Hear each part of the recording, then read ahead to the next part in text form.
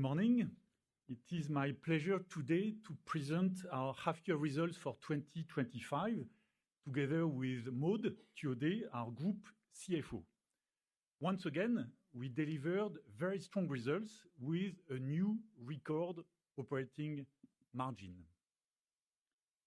As always, let me start with a few recent examples featuring our light and sustainable solutions worldwide.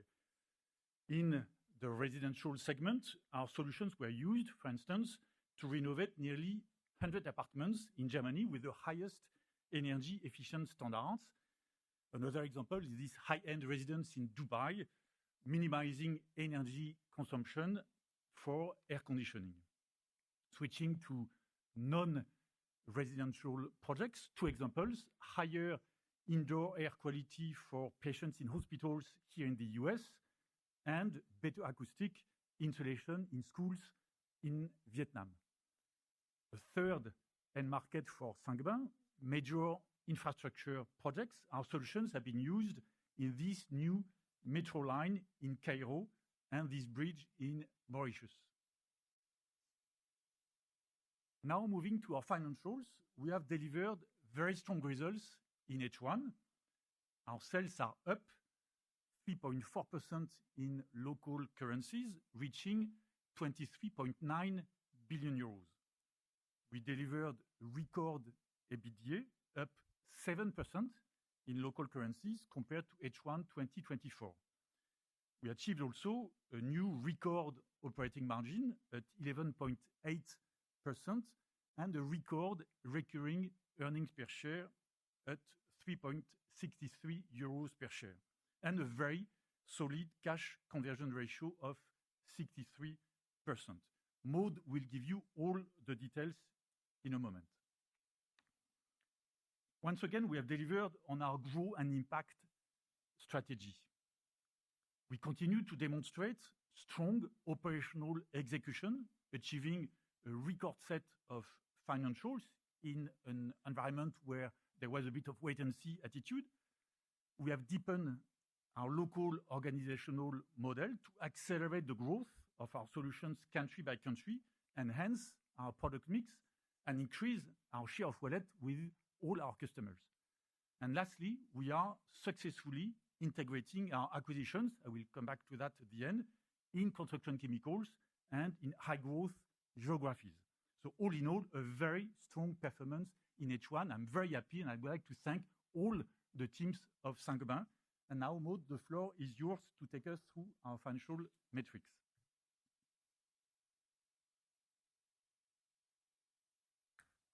Thank you, Benoît. And good morning, everyone. I'd like to give you the results for our first half 2025 results.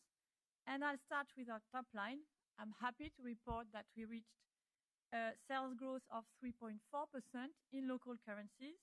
And this reflects our strong solutions positioning, our country organization, and our good geographical balance. Volumes were almost stable at comparable number of working days, with a clear sequential improvement compared to the second half of 2024, which were -3%. Working days had a negative impact of around -1% in the first half. And I take this opportunity to remind you that in Q3, working days will have a negative impact of 0.5 days, but more negative in Southern Europe at around -1%. And in Q4, working days turned positive at +1%. Prices were up 1% in a slight inflationary environment, reflecting the added value of our solutions. The currency effect became more negative in Q2 with the depreciation of most currencies against the euro. And we had a positive scope impact of 3.9%, mainly reflecting our recent acquisitions. Now, regarding operating income and margins, we delivered record high operating margins at 11.8%, despite the negative effect of currency. Excluding this translation effect, operating income in local currency is up a new record. And we once again achieved a new record of EBITDA at 3.8 billion euros, up 7% in local currencies. These new records in a challenging backdrop demonstrate a very good operating performance driven by positive mix from our solutions, including also a slight positive price-cost spread. Now moving to EPS. H1 non-operating costs remain at a level in line with our guidance of 250 million euros on average per year. Our next financial expense was up, reflecting the rise in net debt with our very good recent acquisitions. And our tax rate on recurring income was 26%, slightly above our standardized normalized tax rate at around 25%. And last but not least, recurring EPS was stable at the record level of 3.63 euros per share. Now looking at our cash, we generated free cash flows of around 2.2 billion euros with a cash conversion ratio of 63% at 20, and the operating working capital requirement was stable at 23 days sales, another good performance on that item. And as planned, we opened 9 new plants in H1, resulting in a higher capex in H1, but on an annual basis will remain around 4.5% of sales, as we indicated earlier this year. As you can see, we are keeping strong financial discipline and strong balance sheet, while at the same time investing for growth. The net debt to EBITDA ratio was 1.7 times, within the range of 1.5 to 2 times. Now let us look at the results by reporting segment, and I'll start with Europe. Europe, overall, we saw a clear sequential improvement in organic sales between H2 2024 and H1 2025. Green shoots of a European recovery are starting to materialize. Our activity either stabilized or returned to growth, depending on the country. The margin held up well, despite the small volume drop driven by tight cost management and stable pricing over the half, with pricing turning slightly positive in Q2 as expected. A few local dynamics to be pointed out in Northern Europe. First, volumes were up around 1% over the half at comparable working days, and pricing was positive. The region was impacted by a more negative working day impact in Q2 at -2%. And when I look country by country, in the UK and Eastern Europe, we outperformed and have been growing our volumes for 3 consecutive quarters for the UK and since the end of 2023 for Eastern Europe. Nordics grew slightly over the first half, and in Germany, after a good first quarter, Q2 saw more of a wait-and-see attitude given the geopolitical environment and ahead of the upcoming stimulus plan. Sales in the region were overall supported by the start of recovery in renovation. Regarding Southern Europe, Middle East and Africa, we continue to show sequential improvement in organic sales quarter after quarter. After the low point was reached in France in Q4 2024, July is seeing stable volumes in France at comparable number of working days for the first time since 2022. And advanced indicators for France remain encouraging. Spain and the Middle East and Africa continued to show very solid growth. Moving to the Americas, sales in North America decreased slightly given the softer new construction market due to interest rates remaining high, but remains below its structural needs. And on the other hand, we continue to outperform and benefit from the fact that over 50% of our sales are in renovation and meet the demand, especially in must-have renovation solutions. In addition, of course, our local model protects us from the custom tariffs. In Latin America, we showed double-digit organic growth driven by the continued recovery in Brazil. And in Mexico, we saw sales accelerating during the half, and we are starting to see the positive spillover benefits of our acquisition of Cemix in the region, in construction chemicals, and also in Central America. The Americas region achieved a new record operating margin at 19.7%.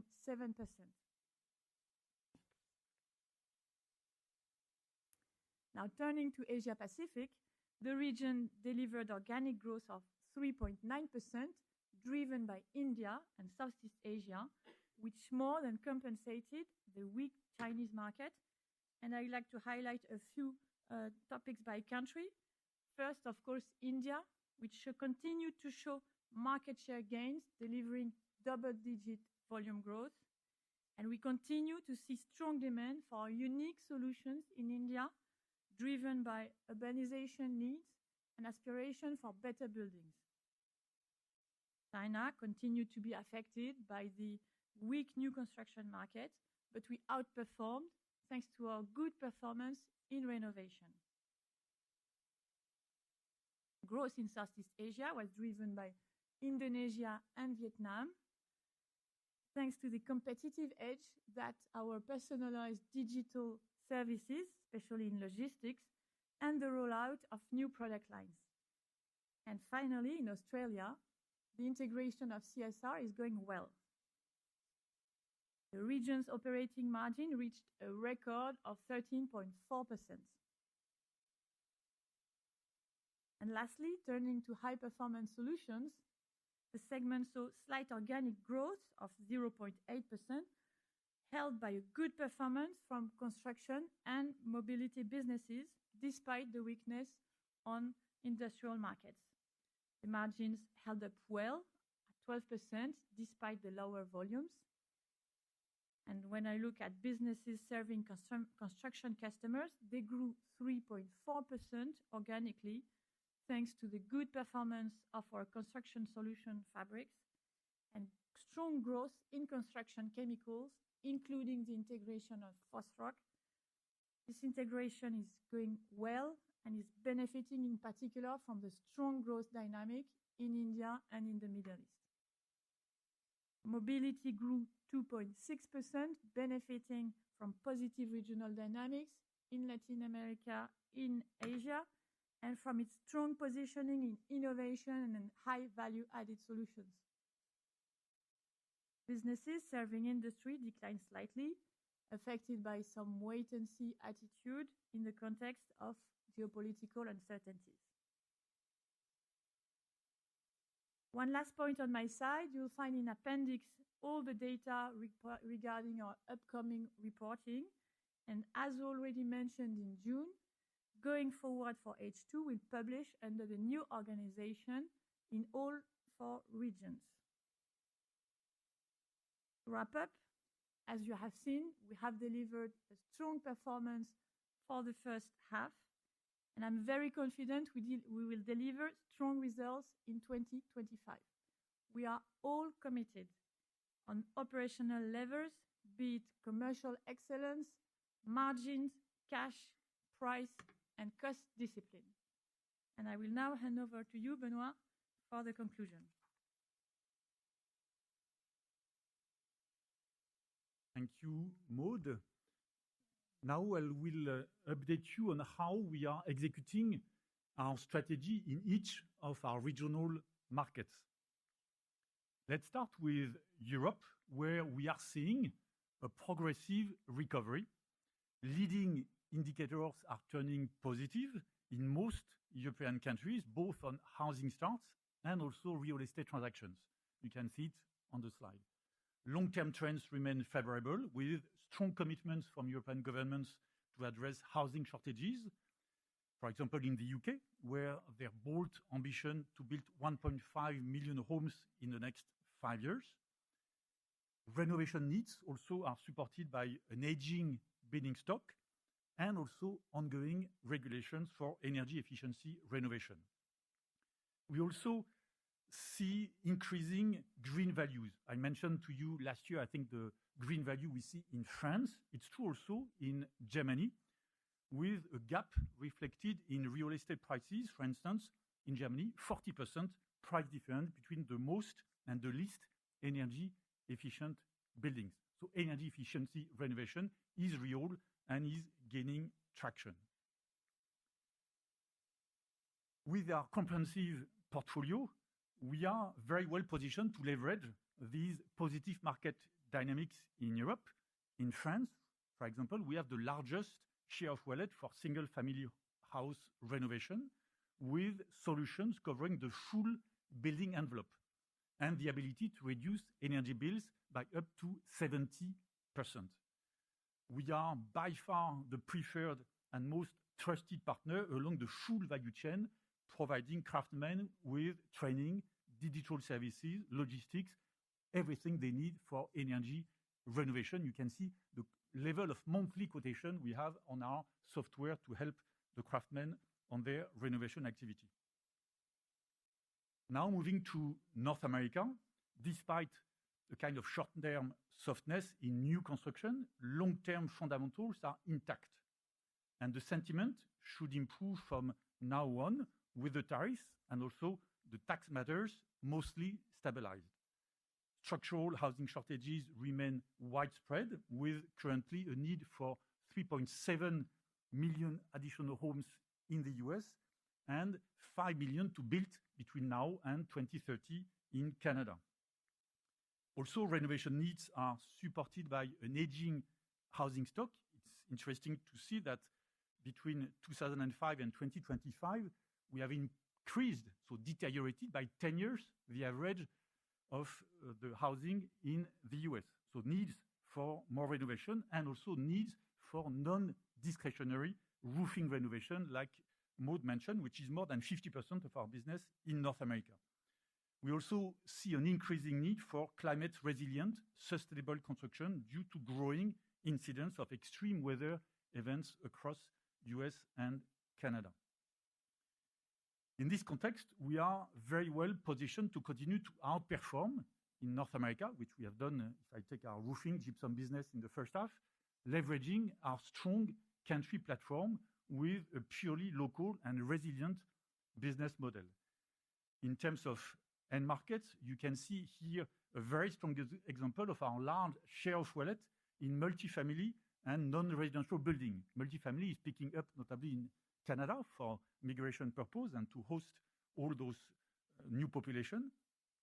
In terms of channels as well, we are the only manufacturer offering the full comprehensive range of the top categories of building materials, and therefore we are the preferred partner for distributors and for retailers. We continue to allocate our capital expenditures to the structurally high growth North American market, and we strengthen also our innovation and customer relationship with 4 new lines that will be open gradually in the second half and improve and continue to improve our customer intimacy and competitive positioning. Third, in Asia and high growth countries, we continue to see robust growth driven by strong demographic shifts and urbanization. Large urban programs are being deployed in several countries, be it in India, in Egypt, Mexico, 3 countries where Saint-Gobain is very strong, supporting also the infrastructure market growth and, of course, driving increasing needs for building materials. In India, for instance, we now have a comprehensive offering covering all construction chemicals, technologies, and applications. We are the number 1 in construction chemicals in India, from admixtures with Chryso, mortars with Weber, waterproofing membranes with Mencol, to specialty building materials with Fosroc, Fosroc being the leading iconic brand for construction chemicals in India. We are leveraging all these technologies, all the teams, all the applications, with a lot of cross-selling opportunities in major projects, notably on infrastructure projects such as the construction of the metro line in Bangalore. Our presence in high-growth countries and construction chemicals has been strengthened, as you know, with several recent acquisitions, which we are successfully integrating. In Australia, the CSR integration is going smoothly, with synergies being delivered as planned, and already several iconic Saint-Gobain solutions and very powerful products have been introduced to the CSR product range. In India, the Middle East, and Asia Pacific, Fosroc had double-digit growth in the first half. It's not in our organic growth because it's not the way we count it. We'll count it next year, but versus the first half of last year, it's a very strong performance, so performing very well and realizing sizable synergies, notably on purchasing with the vertical integration of polymerization with Chryso. Finally, Cemix, here again, 12% organic growth in the first half. Cemix is in Mexico and Central America, delivering strong results as well, rapidly activating cross-selling opportunities, and also many actions with the leading distributors and implementing back-office cost synergies as expected. Now, let me give you the outlook for the rest of the year. In a macroeconomic environment that remains contrasted, I'm confident that Saint-Gobain will once again demonstrate a very strong operating performance in the second half of 2025. All the teams are focused on all the levers under our control. And assuming no major slowdown in global growth linked to geopolitical uncertainties, we expect the following trends in H2: a gradual recovery country by country in Europe, exactly in line with what we said for multiple quarters now, a good level of activity for construction to be maintained in Latin America, a continued softness in new construction market in North America, with interest rates still high, a strong outlook in Asia Pacific, with growth led mainly by India, Southeast Asia, and also the integration of CSR in Australia. As you can see, there are a lot of moving pieces, but overall, we expect slight positive volume growth in H2. You have seen our strong operating performance in H1, and I'm confident that we will continue to deliver a very good year for the full year with an operating margin of more than 11% in 2025. To conclude, I'm very confident that our group is strongly positioned to deliver on its profitable growth strategy. We are the clear leader in light and sustainable construction. We'll continue to leverage our proven operating model by country. And third, we will remain active on our value-creating capital allocation to drive attractive shareholder returns. Together with the executive committee, we are all very excited to present to you our ambitions at our upcoming Capital Markets Day on the 6th of October, and I look forward to welcoming all of you in Paris. It will take place in our Saint-Gobain Tower for this event, and of course, we'll bring teams from many countries around the world. Thank you very much, and we are now happy, Maud and myself, to answer any question you may have.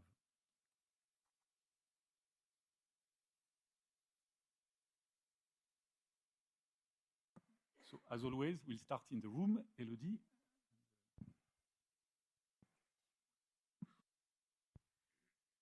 Hi, good morning, Benoit and Maud. Thank you for taking my questions. So my first question is on volumes. I think we were a little bit disappointed, if I may say, with Q2 volume trajectory at -1.8%. So I understand the working capital, the working day impact, but you had similar impact in Q1. So my question is, can you still reiterate your volume outlook for the year being slightly positive or at least flattish? And I had understood that you were looking for H2 recovery from Europe. So we understand H2 volumes will be positive, but do you still see the full year as being as well positive, driven by better volumes in Europe, despite still ongoing weakness in the US? So that's my first question. Do I answer that, or you want to maybe put all the questions and then we'll... Maybe one at a time. Okay, one at a time. Okay. Very good, thank you. So thank you for the question. For the full year, we expect flattish volumes. It will be positive in the second half, positive in Europe, and a bit softness in North America. But overall, positive volumes in the second half and more or less flattish for the full year. That's what we expect. We have seen that despite that, we deliver and improved our margin in the first half. So we are able to continue to deliver very strong P&L performance with an environment of volume, which was not exactly what we expected in early February, purely because of interest rates in North America on new construction, keeping in mind that the bulk of our business is on renovation, must have renovation in North America. And just a follow-up on volumes, do you see a bit of more aggressive competitive environment, maybe on pricing, which could lead you to lose a little bit of market share in some of your country exposure? No. Clearly, you know that we have a very strong performance on added value solutions, on pricing, pricing power, mix, sticky specifications, sticky pricing. So that's the drive of Saint-Gobain, and that's the drive we have demonstrated for the last 4 or 5 years on the margin improvement year after year, semester after semester. So that's the strategy that we develop. Even if you take mobility, for instance, up almost 3%, it's a value-added, innovation-driven strategy. We are not fishing for volumes. So clearly, that's the momentum of Saint-Gobain, to have a quality of earnings, which is, again, improving in the right direction. If I look at the statistics that have been published, if I take construction chemicals, we are up close to 3% in the first half. So I think we have done quite well versus competitive positions. If I look at North America and roofing and gypsum, where there are some public statistics, we are outperforming the roofing market, the ARMA statistics in the first half. Same on gypsum. After that, in the US, you could have some regional specificities, but on those 2 markets where we have already public statistics, we are slightly above the market, construction chemicals worldwide or North America. When I read France, we are clearly outperforming the market. The fact that we are moving towards stable volumes, i.e., that will be positive volumes going forward by the end of the year in France, I think it's above the market. So there are multiple pockets, without mentioning, of course, India, where when you grow 10% volumes, above 10% in India, I think we outperform. So there is no trade-off of losing volumes just to please anything on price. It's all the value of our full set of solutions and being more and more towards other markets. When you target non-residential markets, high-end hospitals, data centers, infrastructure, then you are on specification, not on commodity driving type of price. Thank you. My next question is on margin. So obviously, you've reiterated the guidance for the year to be above 11%, but this last year, at the same time, you were able to give a bit more color on margin in H2, and you haven't this time. So obviously, the question is, does it leave the door open for margin to potentially be down year on year in H2? I will give you a general answer, and maybe Maud will elaborate also on some of the Forex, etc. impact. You have seen that we delivered a very strong margin in H1 despite slightly negative volumes. Keeping in mind also, don't overplay the Q1, Q2, because same days we are almost flat on volumes in the first half. So we should not overread or exaggerate the volume impact in the slightly negative in the first half. We will see some positive leverage in Europe in H2. You have seen that in the Americas, we continue to deliver very strong margin, and I'm confident that we'll deliver a very strong margin in the Americas in the second half. And I can tell you that both Latin and North America improved their margins in the first half, and I'm confident they will do very well also in the second half. We give you a full year guidance, and I think we will stay there. You see also that we always stay ambitious on the margin. It's not because it was 11 that we stopped at 11, we delivered 11.8. So we will continue to be ambitious, of course, including in the second half. And of course, also in 2 months from now, we will give you some indications on the margin for the next 5 years. So I think you will have a lot of margin indication in the coming months, including in early October. So I'm very confident that the margin will be strong in the second half and very strong for the full year. Maybe give a few moving pieces about the H2 margins. First, of course, We will commit to those slight positive price-cost spread because that's based on all the reasons that Benoit just described about better mix, going into more specified sales, etc. So slight positive price-cost spread with, of course, slight inflationary environment. We continue to see slight inflation in our raw materials. In terms of foreign exchange, we have an impact of around -3% on sales for H2, so that would translate into OP, obviously. And last important piece of that puzzle about margins, which is basically the scope effect. We are expecting 2% on sales of scope effect, thanks to our good acquisitions. Those who will have that impact is Fosroc and Cemex. So you can anticipate that those businesses that we acquired, which were running at above 20% EBITDA, would have an impact on the margin. And then, of course, we will remain extremely disciplined on cost for H2 because that's how we operate the business on a day-to-day basis. A lot of data points to tell you that the margin will be good for the full year and also very good for the second half. Indeed, and thank you very much for these precisions.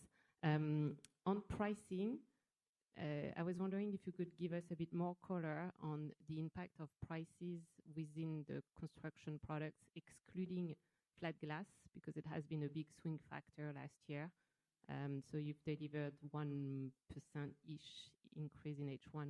What would it have been without flat glass, if you have? You have to keep in mind that we don't look at that worldwide. We look at it by country. So the dynamic for us in pricing is by country. You have seen that it moved up in Europe. It moved up also in the US. So it's truly by country. So I don't know if you want to elaborate, but it's we think about it by country. It will turn, going to continue to turn positive also in Europe. So it's truly by country. And there are multiple examples outside of flat glass where our construction products, as you call them, they're all construction products. But if I take plasterboard, US, North America, we are up. Roofing, we are up. There is no pushback on pricing in North America as we speak, and we don't expect that in the second half. So it's important, even if volumes are a bit softer, there is no pushback on pricing. And again, it's all reflected in the added value and the strength of our solutions. So we have multiple examples outside of flat glass where we continue, and we have continued to push prices up in the first half. Okay, and I promise I'm almost done. Two more questions. I'm here, so I'm ahead as well. You have the advantage. Maybe two more questions for Aude. For Aude, sorry. Free cash flow conversion was still very good, but nevertheless a bit lower than last year, 63% versus 75%. So where do you see free cash flow conversion for landing for the rest of the year? Yeah, so free cash flow was very good, as you said, at 63%. It's a strong commitment and above our target of 50%. Now, for sure, what the impact we might have is basically we have kept the operating working capital at 23 days sales, and last year we had an improvement of 2 days. So you don't get that because we stabilize that performance. You don't get that gap in the free cash flows. Now, in terms of end of the year, we will remain very ambitious on this topic, and we will continue to push the organization on free cash flow generation. I'm very impressed each time we make an acquisition. Actually, you see the gap, on what is the Saint-Gobain culture for cash versus the companies we acquire. And this is where we have deployed really a very strong machine to work continuously on cash and improve cash performance.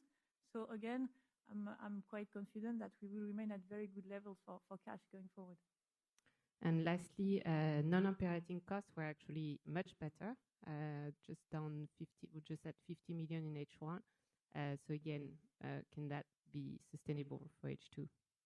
So as I told you a little bit before, we expect to be in line with our 250 million euros per year. So that's more of a seasonality effect of projects, that matter, H1 versus H2. So you should keep that number, which we had last year, as a kind of objective for this year as well. Okay, I'll stop here. Thanks very much. Thank you. Second in the room, if you could pass the mic. Thank you.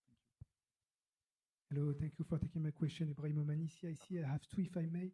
The first one is about the price and volume effect behind the organic growth in North America. Could we have more details on that? On volume, you said? Yeah, volume and price effects.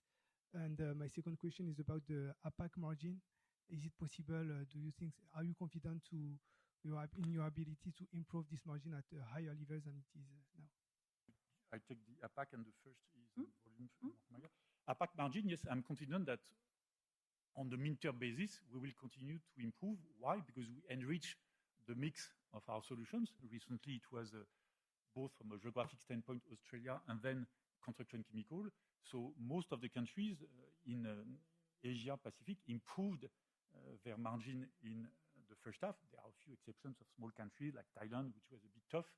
But if I take Vietnam, if I take India, even China, in China, because we are a bit more on renovation versus new build, we improve slightly our margin. So yes, I'm confident that directionally, we will continue to see an improvement of our margins in Asia with better mix and also stronger market share to leverage the full offer of Saint-Gobain. You want to? Yeah, sure. So regarding price volumes for the US or North America, basically we're seeing prices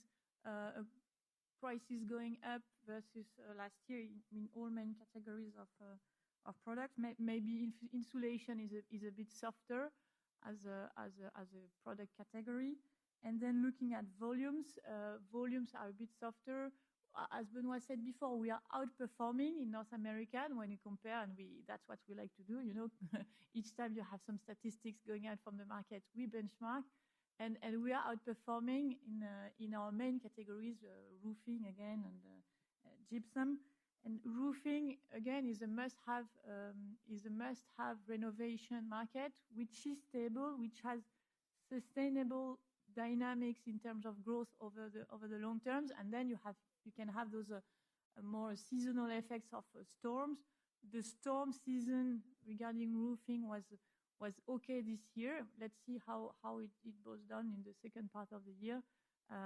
But again, volumes a bit softer due to new construction market, dynamics in renovation remaining at good level with some dynamics, and then again pricing remaining positive. Thank you.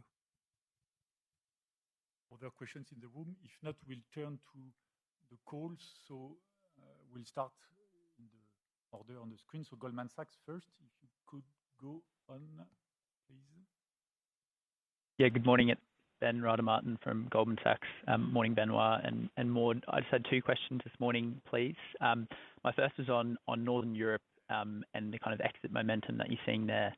Have you seen any kind of pickup in June and July exit rates, particularly in more volatile markets like Germany? And my second would just be on the mobility exposure. We saw a nice pickup in that performance in the second quarter. Was there any kind of one-off impacts, or do you think the outlook for that segment might be turning a little bit more positive? Thank you. So you take the first, I think it was on Germany, Northern Europe. Yep. On mobility, if I understand your question right, no, we have a good positioning, again, on innovation added value. I think we are outperforming some of the peers. We are well positioned also to capture the growth, be it in India, be it in Latin America. So we expect the year for mobility to continue in that kind of outperformance and also delivering well on the full P&L of mobility. And regarding Northern Europe, we have very good trends in terms of in the UK, for instance, where we've been growing quite systematically and having good dynamics, growth dynamics. Same for Eastern Europe. We see some programs, for example, in the UK of new construction, which is for affordable housing, which are developing on the market and which are providing good momentum on the market.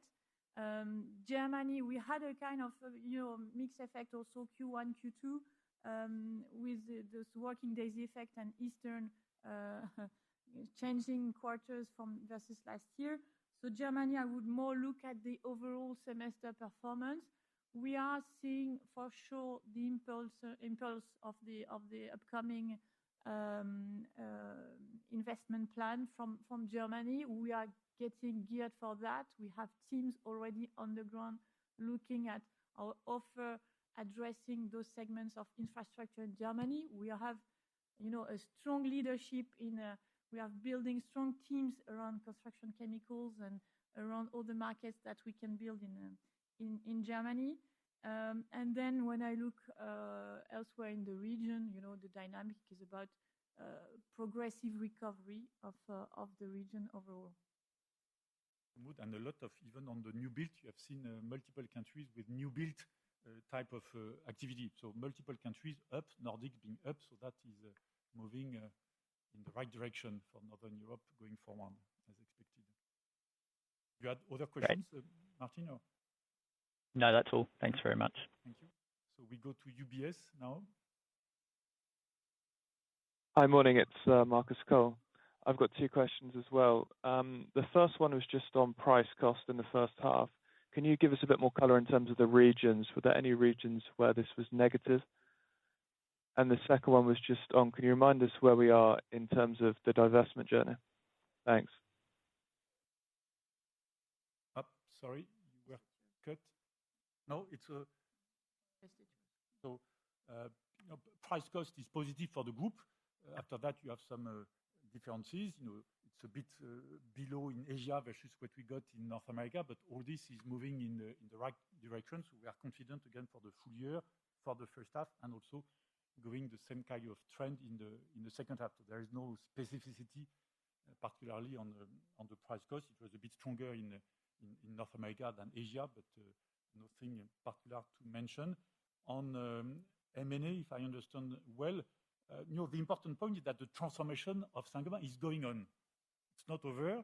We'll continue to be active on acquisitions. We'll continue to be active on divestitures. Of course, we will highlight that at the upcoming Capital Markets Day on the 6th of October. But very strong message, we are active to continue to transform Saint-Gobain.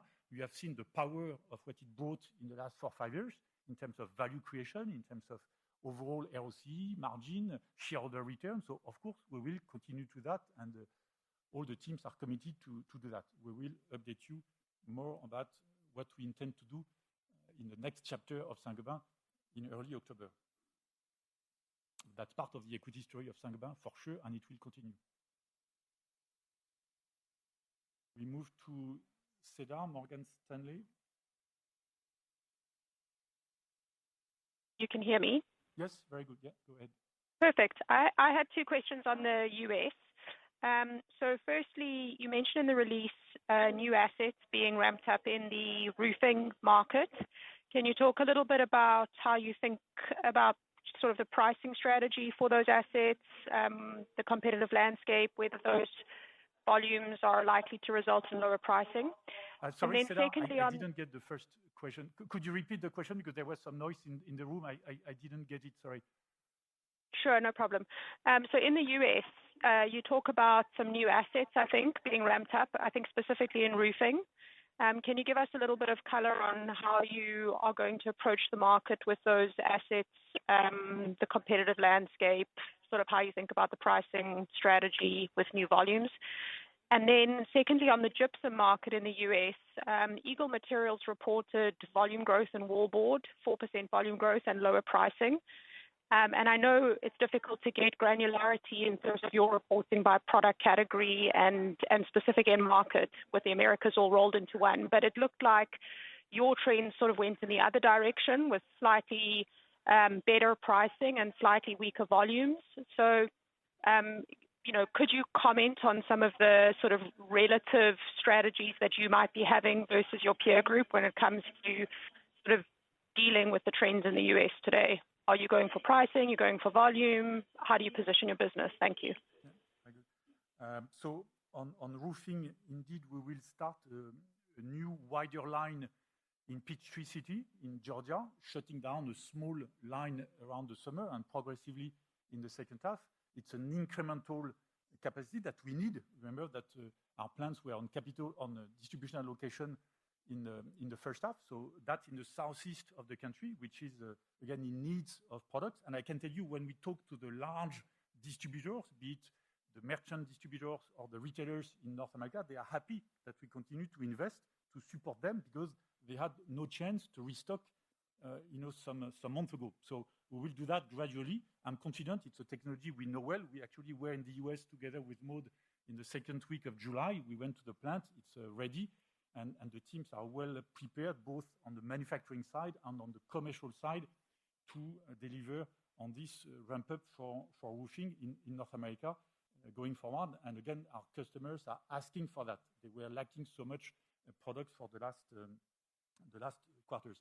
On gypsum specifically, you know that the competitor you mentioned, they have a different regional exposure. So yes, we have been a bit more ambitious on the pricing in the first half versus volume. So the trade-off was a bit more on pricing versus volume, but it's minor on our side. Eagle is again in the south. It's a bit more on standard board. So top answer for us, we work on the mix of our gypsum towards more added solutions. We deliver on hospitals, we deliver on data centers, we don't deliver on standard boards. So there was a bit of the mix effect with our gypsum versus other competitors, notably in the second quarter. I would say the first half is not so much different, but a slight difference indeed versus Eagle material. But all that delivering good margin for us when you work on the mix as well.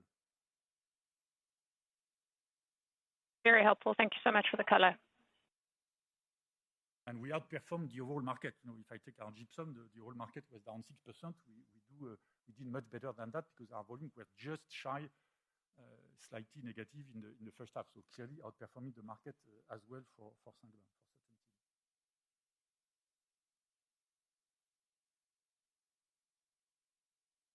certainty. So next question, sorry, is on field.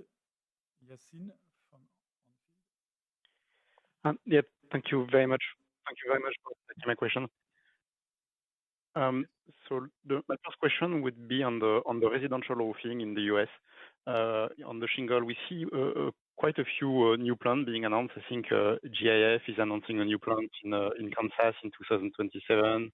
Malarkey in Indiana, Owens Corning in the southeast, yourself in Peachtree, I think Atlas Roofing also is considering a new plant. Have you tried to assess all those new plants, how much they represent as a total of the capacity installed, and whether it could have an impact on the market dynamic? And how do you think about the roofing market supply demand over the next couple of years? And my second question would be on the latest trend that you've seen in maybe in July. Do you see any inflection? Do you see any improvement in France, improvement in Germany after the period of uncertainty in Q2, or any change in the US? So I will let Maud answer on July, because you already mentioned July for France. On roofing, you know, again, keep in mind that for multiple years, we were all totally saturated on the plant allocation in residential roofing in North America. So the fact that we add a bit of capacity going forward is needed. It's badly needed by the large distributors in North America. And it comes from the top three players, which have a very large part of the market, GAF, Owens Corning, or CertainTeed. So if I take our Peachtree City incremental capacity addition, I think it's around the 2 to 3%. So it's quite incremental.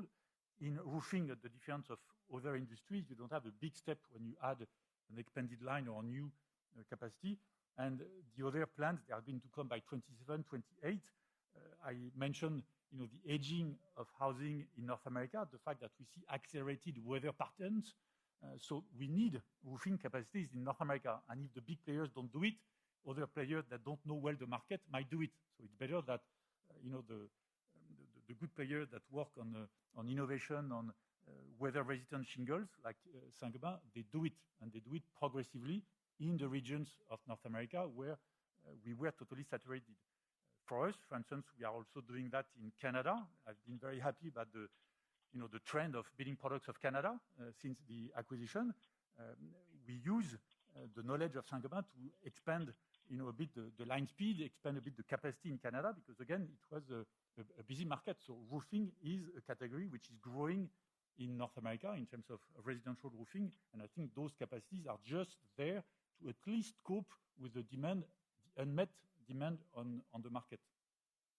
On July trend? Yes, July trend. So I'll start with France. In France, as I told you, we've seen for the first time since 2022, volume stable at comparable number of working days. So that's clearly a sign of progressive improvement in France, and we are expecting this trend to continue over the second half. In terms of, you know, we have green shoots and we have statistics supporting those, for example, I'll just give you a few of them, but existing home sales is up 7% versus the trough in Q4 2024. We troughed in Q4 2024 in France. New single family is up 30%, and we are seeing housing starts plus 5%. So we are having all those statistics supporting the fact that, and that's what we see in our figures for the month of July. So we are seeing really that gradual improvement coming up. In the US, the month was also at good levels. And elsewhere, we are seeing again that improvement dynamic. So July is just confirming what we've been talking about since we started that discussion. Maybe I was a little bit surprised about Germany, where apparently activity was down in the second quarter because of the uncertainty before the stimulus. Is this uncertainty fading away, or do you see an improvement in the second part of the year or next year? Don't overread the Q2 versus Q1 in Germany, because there is a bit of Easter impact as well. So it's important to look at the first half, keeping in mind that already last year we had seen some volume growth in Germany. So I'm confident that we will continue to see an acceleration, a gradual improvement in Germany going forward. And when you look at a few indicators for Germany, you have the sentiment from professionals, which is improving. You have various statistics showing you that the overall the market is improving, and confidence, which is a very important topic for Germany after the years we've been through. Confidence is improving, and I think the stimulus plan is really supporting that, building that confidence for the market going forward. Thank you very much. So we'll go to Harry for Berenberg, please.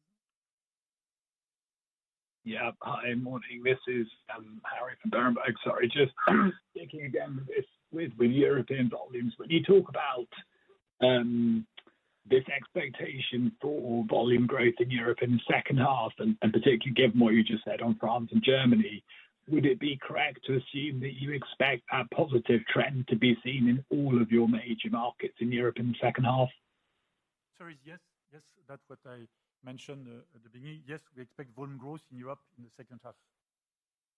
And sorry, just to be clear, my point was that you're expecting that to be broad-based across all of your major countries in Europe, or is it that you have some that will be outliers that offset markets that are still weak in H2? Spain has been in volume growth for multiple quarters. UK as well. Nordics turned positive like in the first half. Germany, okay, there was this exception in the second quarter. Eastern Europe has been turning volume positive. France, we expect by the end of the year will turn into volume positive. We see stable volumes in July. So most, if not all, of the countries, if I take Switzerland, Benelux, yes, we are turning into volume positive towards the second half. So yes, answer yes. Okay, thank you very much. Thank you. So Bernstein now. Thanks for taking my question. So on going back to mobility, you saw positive growth like for like, and you mentioned that it's because of the good value-added portfolio that you have. Could you explain a bit more on this winning strategy and also give us the split of volume and price? Second question. Okay, second question. Go ahead, yeah. Sorry. So going back to the margins, given what you just said on margins continuing to be strong in H2 and having achieved the 11.8 in H1, sticking to your more than 11% margin guidance for the full year seems a bit conservative in my view. Do you agree?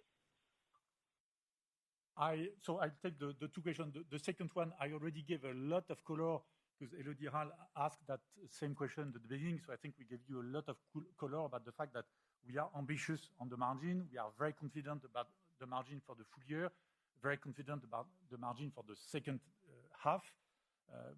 Again, in the Americas, positive leverage in Europe, and we'll give you also color, which I think is even more relevant on the operating margin targets and ambition for Saint-Gobain going forward at the Capital Market Day on the 6th of October. So yes, positive, confident answer on the margin overall. On mobility, I'm not going to give you the volume and price because it's a sensitive customer information. if we push prices higher in one customer and we say it's XYZ for Saint-Gobain, they may ask for a rebate, whatever. So, but yes, the strategy that has been going on for multiple years within mobility is strong, is delivering on the market dynamic and on the profitability of that business with a better mix. Better mix also is reflected in the fact that we have a large share, a very large share on electrical vehicles with a larger value of automotive glass in the car.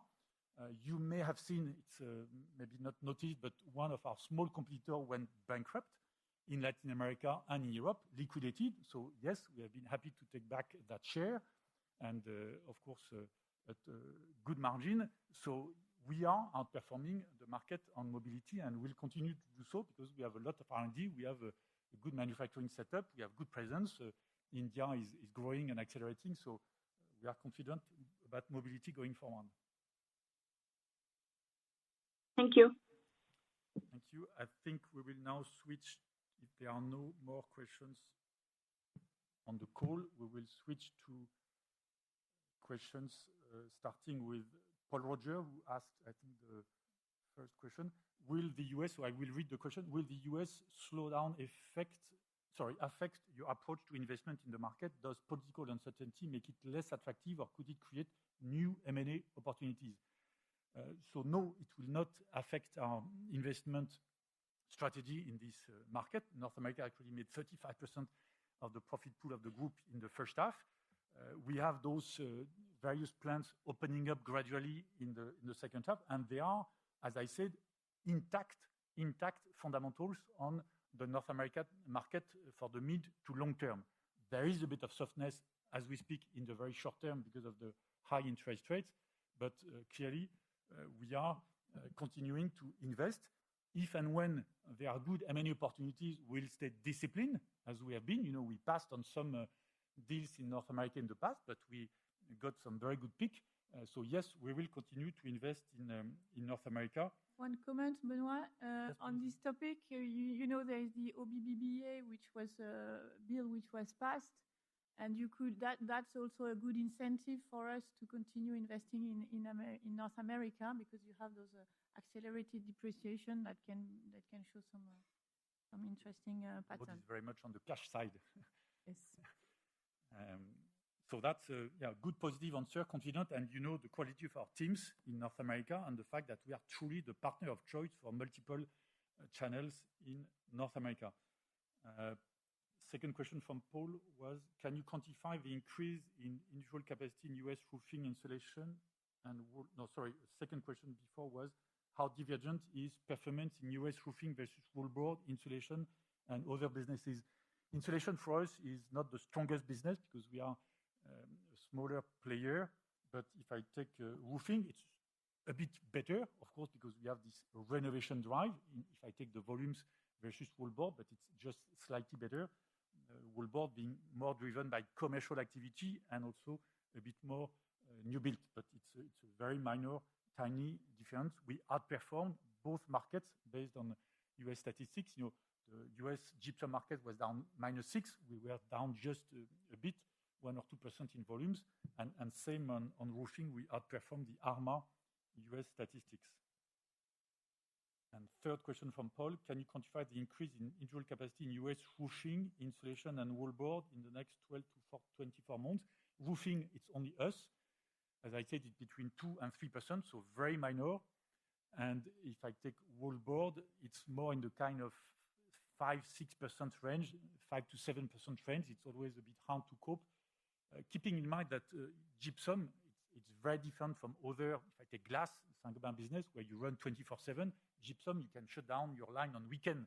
So you don't create a brand new capacity. You can always adjust it or ramp up it correctly.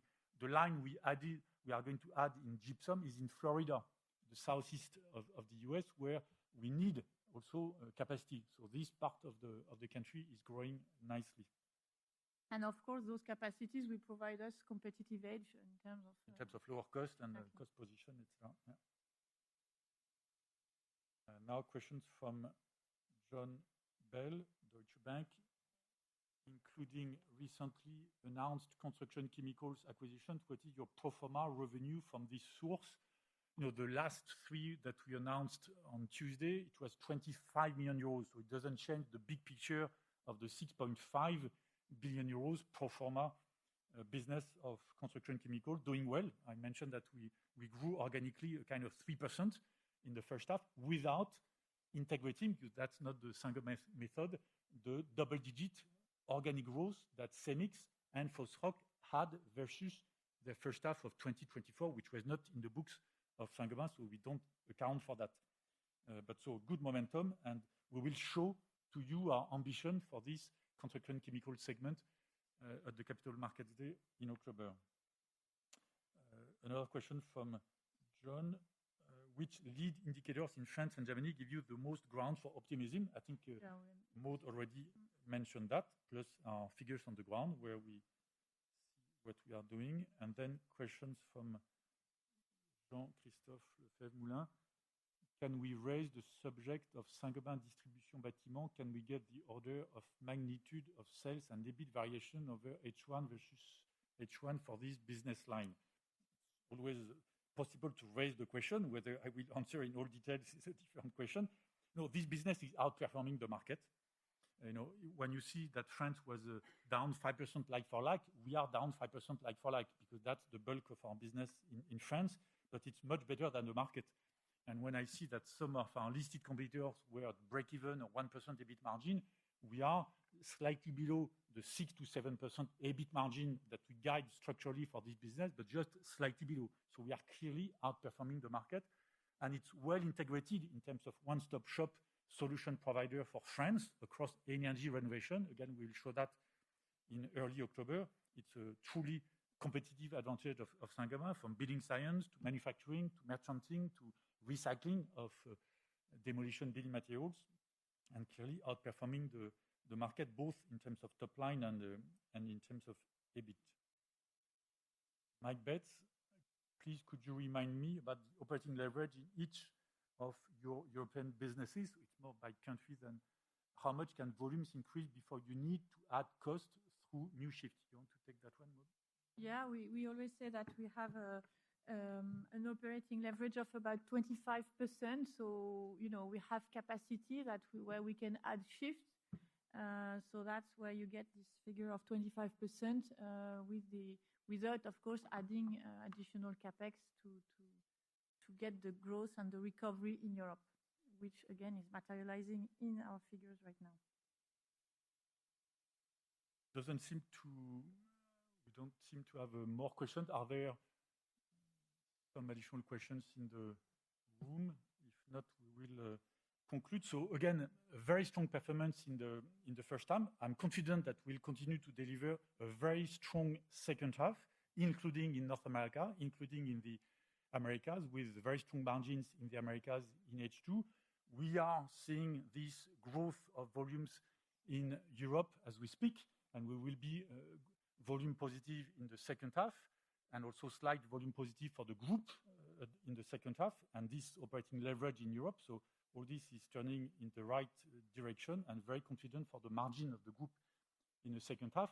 At the upcoming Capital Markets Day, we will highlight again our ambition in terms of profitable growth, with highlighting the very strong operating platform that we have built country by country, which are fully in place, and very strong pillars to continue to accelerate. As I said, the transformation of Saint-Gobain is not over, and it will continue to drive value creation for our shareholders. And altogether, we are very well positioned to accelerate growth with our unique set of solutions, not only for the residential segment, where we have started to deliver that in the last years on renovation and new build, but also on non-residential markets, infrastructure markets, and on various channels, be it merchanting, do-it-yourself, or direct sales, key account, and specified sales. So a very strong platform for accelerated profitable growth that we'll show at our CMD. I wish you a very good summer and see you on the 6th of October. Thank you very much.